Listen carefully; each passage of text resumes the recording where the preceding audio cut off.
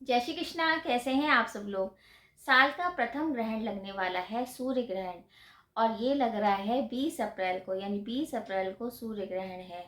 हालांकि ये भारत में नहीं नजर आएगा, तो भारत में सूतक का कोई प्रकोप नहीं होगा, यानी सूतक नहीं लगेगा, क्योंकि भारत में इसके दर्शन नहीं होंगे।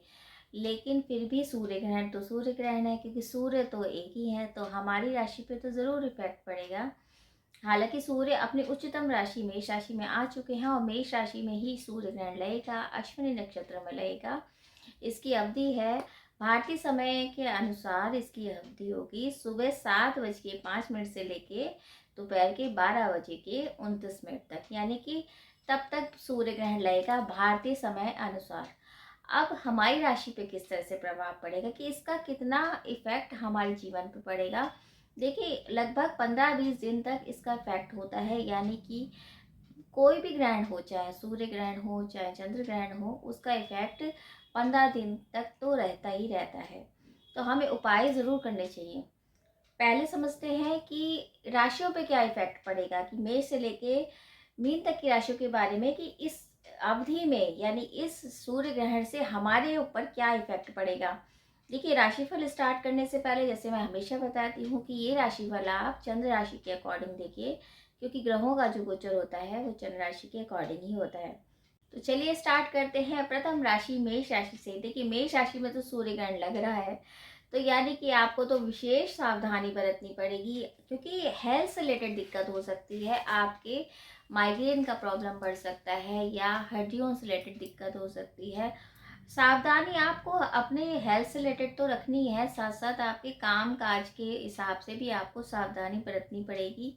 हेल्थ इश्यू हो सकते हैं, क्योंकि एक तो लग्न में और आप ही की राशि में हो रहा है, तो कहीं ना कहीं से सतर्कता आपको अपनानी पड़ेगी। किसी भी तरीके का धोखा मिल सकता है, या धन से रिलेटेड जो दिक्कतें थी वो बढ़ ना जाए, इस बात का ध्यान रखिए। और इन 10-15 दिन के अंदर आप किसी भी तरह का इन्वेस्टमेंट नहीं करेंगे तो अच्छा रहेगा, क्योंकि परेशानी बढ़ सकती है।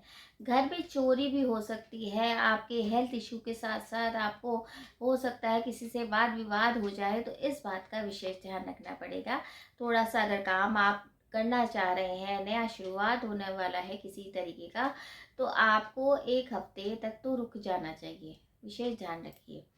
अब आती है वृषभ राशि। देखिए, वृषभ राशि में 12वें स्थान में जो है सूर्य ग्रहण लग रहा है। तो 12वां स्थान हमारा होता है व्यय का स्थान, यानी हेल्थ से रिलेटेड आपको व्यय हो सकता है, खर्चे अधिक हो सकते हैं, हो सकता है यात्राओं से आपको थोड़ा सा परेशानी मिल जाए और आप हेल्थ से रिलेटेड परेशान हो जाएं, और आपके घर में किसी भी तरीके की प्रॉब्लम आ सकती है। लीवर से रिलेटेड दिक्कत हो सकती है, आंखों से रिलेटेड दिक्कत हो सकती है। आपके पैसे का पता ही नहीं लगेगा कि कहाँ खर्चा हो रहा है, इस बात का ध्यान रखिए। आपको थोड़ा सा अपने ऊपर संयम रख के काम करना है, वाद विवाद में नहीं पड़ना है, क्योंकि इससे आपके खर्चे भी बढ़ेंगे और बेवजह की टेंशन हो सकती है। विशेषकर आपको यही ध्यान रखना है कि आपको किसी के एक तरह से होता है ना, झगड़े हो रहे हैं और आप उसमें अगर आप खुद तरीके की जिम्मेदारी ले लें तो आप उसमें फंस सकते हैं, इस बात का ध्यान रखिए। कि वैसे तो सूर्य उच्च के हैं, लेकिन बस ये ग्रहण के कारण 15 दिन थोड़े से क्रिटिकल होते हैं, तो इस बात का ध्यान रखिए। देखिए, सूर्य उच्च के हुए हैं तो हर राशि पे कुछ ना कुछ इफेक्ट अच्छा ही होगा, लेकिन अब ग्रहण लग गया तो उसके लिए थोड़ा सा संयम बरतना पड़ेगा, क्योंकि सारे ग्रह जब होते हैं शक्तिहीन हो जाते हैं ग्रहण पड़ने पे, और सूर्य सूर्य तो खुद में ग्रहों के राजा हैं, और राजा पे जब ग्रहण लगेगा तो दिक्कतें आती ही हैं। तो बस अपना हेल्थ का ध्यान रखिए, कोई नया कारोबार स्टार्ट ना करिए, और विदेश रिलेटेड लेकिन आपके काम हो सकते हैं, क्योंकि 12वें घर का जो है वो विदेश रिलेटेड भी होता है, तो यानी कि वहाँ आपको प्रोग्रेस मिल सकती है। वरना यही है कि थोड़ा सा आप काम को डिले करिए। अब आती है मिथुन राशि। देखिए, मिथुन राशि में जो है सूर्य का ग्रहण लगेगा 11वें स्थान पे। तो 11वां स्थान तो वैसे लाभ भाव है, लाभ तो आपको होगा, लेकिन क्या होगा जब ग्रहण लग जाएगा तो लाभ में कमी आ जाएगी, यानी कि कुछ दिन तक आप किसी भी तरह के विवाद से आप बच सकते हैं तो ज़्यादा अच्छा रहेगा। वरना फिर दिक्कतें आएंगी, सरकारी दफ्तरों से रिलेटेड दिक्कत आ सकती है, अगर काम बन रहे होंगे तो वो भी रुक जाएंगे। तो किसी भी तरह के वाद विवाद में नहीं फंसना है। और अगर आप ये सोच रहे हैं कि नया काम शुरू करें, या किसी भी तरीके के पार्टनरशिप से अगर आप परेशान हैं, तो वो परेशानी और बढ़ जाएंगी, क्योंकि ये ग्रहण का टाइम है और पार्टनरशिप में दिक्कत, और अगर आप ज़िद करेंगे, किसी भी तरीके का वाद विवाद में फंस जाएंगे तो दिक्कतें आएंगी। सरकारी दफ्तरों से जो आपके काम है वो विलंब में जा सकते हैं। तो अभी 10-15 दिन थोड़ा सा अवॉइड करिए तो ज़्यादा अच्छा रहेगा। वरना यही है, लाभ भाव में है, सूर्य उच्च के हैं तो आपको फायदा तो होगा, लेकिन अभी नहीं, क्योंकि सूर्य पे ग्रहण लगेगा तो थोड़ा सा मुश्किल हो जाएगी, काम में विलंब हो सकता है। कर्क राशि, देखिए 10वें घर में कर्क राशि पे ग्रहण लगेगा, तो यानी कि काम रुक जाना, किसी कार्य क्षेत्र का भाव होता है 10वां घर। तो आपके कर्म में थोड़ी सी एक तरह से लेजीनेस आ जाएगी, यानी आप काम करने में मन नहीं लगेगा, वर्कर से भी लड़ाई हो सकती है आपके, तो आपके काम में थोड़ा सा एक तरह से परेशानी आ सकती है। तो आप कोशिश करिए कि अभी जो है थोड़ा सा संयम बरतिए, क्योंकि ये जो 10-15 दिन होते हैं वो ज़्यादा प्रॉब्लम में आ जाते हैं लोग। ये 10-15 दिन ही ऐसे होते हैं जिसमें परेशानी आ सकती है, क्योंकि ग्रहण के बाद उसका इफेक्ट 15 दिन तक रहता ही है। तो कोशिश करिए वर्कर से ना हिलजिए, यानी कि वर्करों को परेशान ना करिए, या किसी भी तरीके का आर्गूमेंट नहीं करना है तो अच्छा रहेगा।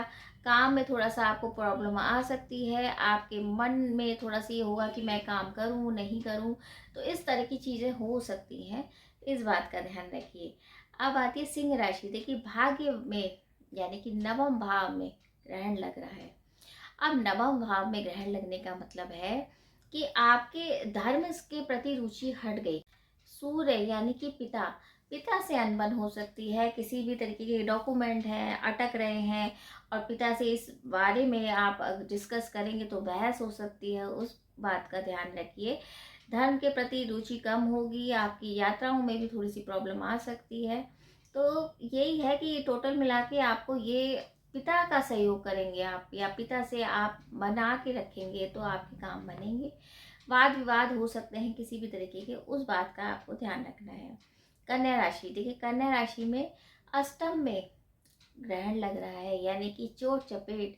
अष्टम भाव थोड़ा सा ये मृत्यु का होता है, आपके छुपा हुआ भाव होता है, तो अष्टम भाव को अच्छा भाव नहीं कहते। और वहाँ सूर्य का ग्रहण, यानी कि पिता की तो परेशानी बढ़ेगी, साथ साथ ये है कि आपके हेल्थ इश्यू हो सकते हैं, पुरानी बीमारियों से आप परेशान हो सकते हैं, या हो सकता है हड्डियों से रिलेटेड दिक्कत हो जाए, एक्सीडेंट हो जाए, उस बात का विशेष ध्यान रखना पड़ेगा।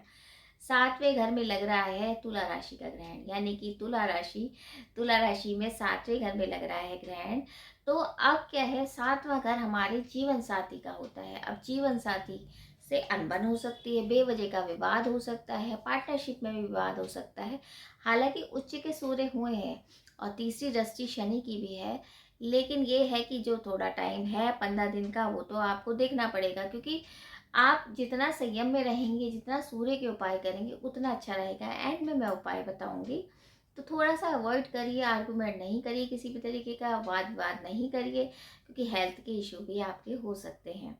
अब आती है वृश्चिक राशि, देखिए वृश्चिक राशि का 6ठे भाव में ग्रहण होगा।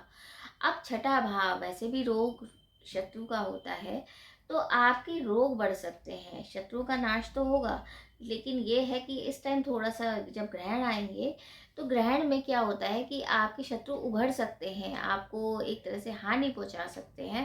तो इस बात का ध्यान रखिए कि किसी भी तरीके के पुराने विवाद को लेके नहीं परेशान हुई, या फिर आपके कोर्ट कचहरी तक की नौबत आ सकती है, तो पुराने विवाद को ख़त्म कर देंगे तो ज़्यादा अच्छा है, वरना आपको कोर्ट कचहरी का सामना भी करना पड़ सकता है।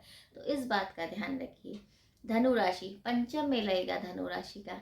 अब पंचम भाव हमारा संतान का होता है, या फिर हमारी एजुकेशन का, मंत्र का। देखिए मंत्र करने के लिए तो बहुत अच्छा टाइम है, सिद्ध कर सकते हैं, लेकिन संतान से रिलेटेड आपको दिक्कत हो सकती है, आपकी हो सकता है संतान की एजुकेशन में प्रॉब्लम आए, या फिर अगर आप गर्भवती हैं तो हो सकता है उसमें आपकी मिसकैरेज होने के चांसेस हैं, तो इस बात का विशेष ध्यान रखिए। बाकी यही है कि अगर आप सूर्य से रिलेटेड उपाय करते हैं तो अच्छा रहता है। अब आती है मकर राशि, देखिए चतुर्थ भाव में ग्रहण लगना, यानी कि माता और पिता के स्वास्थ्य की दिक्कतें। सूर्य हमारे पिता हैं, तो पिता से रिलेटेड आपकी हेल्थ के इशू हो सकते हैं, आपके वाहन से आपको कष्ट हो सकता है, एक्सीडेंट हो सकता है, क्योंकि चतुर्थ भाव जो होता है सुख का भाव होता है, सुखों में कमी आना।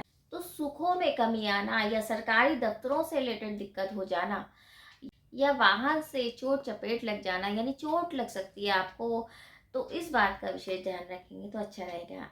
अब आती है कुंभ राशि। देखिए कुंभ राशि में तीसरे स्थान पे जो है ग्रहण लगेगा, और तीसरा स्थान होता है हमारे भाई बहनों का, आपके पड़ोसियों का होता है, छोटी यात्राओं का होता है। तो यानी कि इनमें कष्ट आपको मिल सकता है, पड़ोसियों से बेवजह का वाद विवाद हो सकता है, छोटे भाई बहनों से वाद विवाद हो सकता है। हालांकि मेष के जो सूर्य हैं वो यहाँ अच्छे होते हैं, लेकिन ग्रहण के कारण थोड़े से क्षीण एक तरह से उनकी जो एक आभा है वो पड़ जाएगी, जिस वजह से उतना फल आपको नहीं मिलेगा और परेशानी आएगी ही आएगी।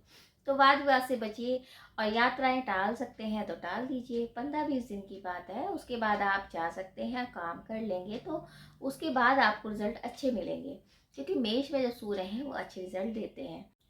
अब आती है मीन राशि। देखिए मीन राशि में सूर्य का जो ग्रहण लगेगा वो दूसरे स्थान पर लगेगा, यानी कि कुटुंब का भाव, आपके धन का भाव, आपकी वाणी का भाव। यानी कि वाणी आपकी बहुत खराब हो जाएगी, क्योंकि राहु जब ग्रहण लगाएंगे तो कहीं ना कहीं आप कुछ भी उल्टा सीधा आप बोल सकते हो, उस पर विशेष ध्यान रखना है। अधिकारी वर्ग से आपकी लड़ाई झगड़े हो सकते हैं, वाद विवाद हो सकता है, उस बात का ध्यान रखिए, क्योंकि नौकरी अगर आप करते हैं तो दिक्कतें वहाँ आ सकती हैं। थोड़ा सा संयम बरतिए और वाणी से किसी को भी कुछ ना बोलिए, वाद विवाद की स्थिति बनेगी, कुटुंब में कलह हो सकता है, उस बात का आपको विशेष ध्यान रखना पड़ेगा। देखिए ये तो था मेष से लेकर मीन तक की राशि के बारे में, और मैंने बहुत संक्षेप में बताया है कि क्या प्रॉब्लम आ सकती है, सावधानी बरतनी पड़ेगी। देखिए जब हमारे देवता यानी कि सूर्य साक्षात देवता है, उन पे ही कष्ट आएगा, तो कहीं ना कहीं हम तो मानव जाति है, हम सभी लोगों को, सारे जीवों पर हमें कुछ ना कुछ तो प्रॉब्लम आएगी ही आएगी। तो अब हम उपाय क्या करें जिससे हमारे ऊपर ये संकट टल जाए? उसके लिए हमें सूर्य के मंत्रों का जाप करना है। ओम नमो भगवते वासुदेवाय नमः, इसका मंत्र का जाप करिए, और गेहूं का दान करिए। गेहूं का, या आप लाल वस्तुओं का दान कर सकते हैं, गुड़ का दान कर सकते हैं। किसी भी जरूरतमंद को अगर आप भोजन कराते हैं, गंगा स्नान करते हैं। देखिए सूर्य ग्रहण के बाद गंगा स्नान बहुत सही रहता है। अगर आप ग्रहण के बाद किसी को दान पुण्य करते हैं, वैसे दान में तो सोना भी दिया जाता है, लेकिन जितना आपकी सामर्थ्य है उतना ही अगर आप किसी को कुछ भी दान देते हैं तो बहुत संकट कम होते हैं और ईश्वर की कृपा मिलती है। और ये जो अवधि होती है, इस बीच अगर आप मंत्र करते हैं, क्योंकि ये टाइम सबसे अच्छा टाइम होता है मंत्र सिद्धि करने का, तो ग्रहण के टाइम अगर जैसे 7:05 से लेके 12:29 तक अगर आप मंत्र करते हैं, किसी भी भगवान की पूजा करते हैं, या आपके जो गुरु हैं उनकी पूजा करते हैं, आपको बहुत अधिक फल मिलता है और पुण्य की प्राप्ति होती है। तो सूर्य से रिलेटेड आप उपाय करिए, मंत्र सिद्ध करिए, आप जितना चैंटिंग करते हैं उतना अच्छा रहेगा। तो आप सिंपल यही उपाय कर लेंगे तो जो संकट आएगा वो ईश्वर की कृपा से संकट दूर भी हो जाएगा। बाकी अगर आपका कोई भी क्वेश्चन है या कुंडली का विश्लेषण कराना है तो आप कमेंट्स बॉक्स में मैसेज भी कर सकते हैं। तो इसी उम्मीद के साथ ये सूर्य का ग्रहण जो संकट है, ये देवता पे भी संकट है और जो हम लोगों पे भी संकट आएगा, वो सब भगवान दूर करे और उनकी कृपा बरसती रहे, और हम लोगों पर, हम सारे लोगों पर भगवान की कृपा बनी रहे। और अगर आपको ये छोटी सी जानकारी अच्छी लगे तो आप वीडियो भी शेयर कीजिए। जय श्री कृष्ण।